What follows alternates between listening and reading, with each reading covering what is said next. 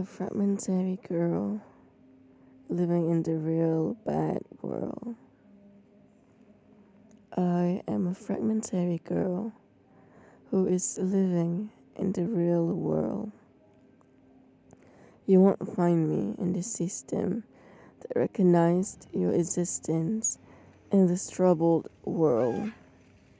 Taken away from Sylvia Plath's, I am a passionate fragmentary girl, maybe, as I am clueless of my own being, of my becoming, only to be ignored of any legitimacy. I wish I was put together, all thought out of a life that is never less, of a future that lights up the darkest night. I could be an identity theft for all I know, but everyone else is taken except for mine. I've always loved my name, always thought how urbanite Afiqa is, contrasting to Khalieda. It sounded like a girl who wears baju kurung, long hair on her right side, when in reality, I would love a buzz cut. Or I wish I got the balls to go bald. All the less trouble I could have, for the weight of endless thoughts couldn't hold much with my slender shoulders. I felt denied of a given and should have opportunity of living without fears. I am not an immigrant. I have never left Malaysia, even when I've lived close to Thailand. I was denied a proper education, a well-paying job that doesn't enslave me for 30 to 60 days straight.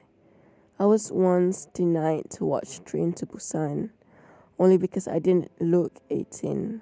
They asked for an ID, but Alani saved me. We could have our own fun without watching a movie. I was always, almost, caught as a liar. Nothing I feel more and nothing makes sense on the part of my storytelling, so I have meltdowns. The first time when I was being introduced to a supposed classmate of mine by the father when he asked, "Oh, what form are you in?" Told him, "Form 2.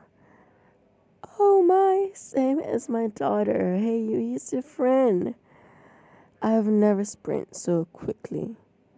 Grabbed my things and I went home crying.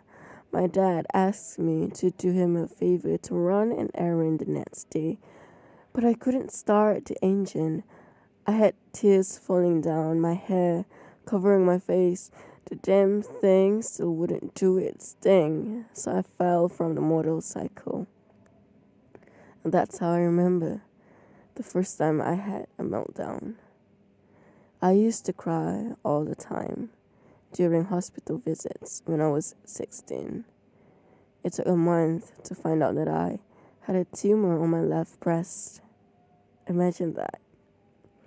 But the surgery never happened, for I had high blood pressure, higher than kids my age, and all my dad said was, "Will you just chill?" My mom went, "You're just overreacting, wanting to proceed this thing when it's no big deal, it's just a small tumor." That I couldn't stop crying on the morning before the surgery. So you understand now, I still have a tiny tumor. Not even sure if it's still harmless. It could be like a ticking bomb, like me. Boom. Ruining everything. I haven't set foot at the hospital since then. Also, at one time when I was 21, I had enough. I hate working for a job that was supposed to be a full-person job, and I barely had a day off in months. I just want something better in life, you know. So I went to the police station. I said, I want to report against my parents. They didn't do anything. It's frustrating because they're not the one who's worried of ever getting caught. You know what I mean? This is injustice. I just can't let them get away with it. But the tables turned when the policewoman said, "But we can't do a report against them. When you don't have any legitimate documents, miss. Instead, we should be arresting you for you could have easily been an immigrant." Guess how it ends?